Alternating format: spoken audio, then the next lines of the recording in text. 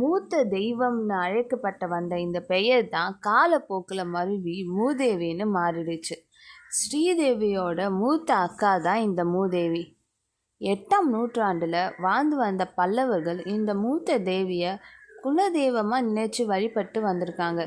பல்லவர்களுக்கு அடுத்து தமிழ்நாட்டை ஆண்ட சேர சோழ அரசர்களும் இந்த மூத்த தேவிக்கு முன்னுரிமை கொடுக்கப்பட்டதா சில கல்வெட்டு குறிப்புகள் இருக்குது. அது மட்டும் இல்லாமல் மூதேவியை தவ்வை என்ற பெயரில் ஔவையாரும் திருவள்ளுவரும் தங்களுடைய பாடல்களில் குறிப்பிட்டிருக்காங்க.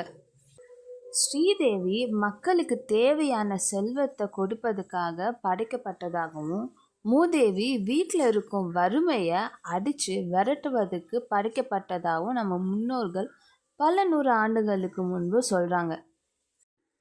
உதாரணத்துக்கு, ஒரு வீட்டில் யாராவது சோம்பேறித்தனமாக இருந்தாலும், இல்லை வாழ்க்கையில் முன்னேறுவதற்கு எந்த முயற்சியும் எடுக்காமல் இருந்தாலும், அவங்க வீட்டில் மூதேவி குடியேறி அவங்களுக்கு வாழ்க்கையில் கஷ்டத்தை கொடுத்து, வாழ்க்கையில் எது நல்லது கெட்டதுன்னு புரிய வச்சு, அந்த வீட்டில் இருக்க அந்த தர்த்தத்தை மூதேவி தன்னுடனே எடுத்துட்டு வெளியே போயிடுவாங்க. இந்த மூதேவி வெளியே போன அப்புறம் மூதேவியோட தங்கையான ஸ்ரீதேவி அந்த வீட்டுக்குள்ளே நுழைவாங்க. இதுதான் காலப்போக்கில் மாறிடுச்சு.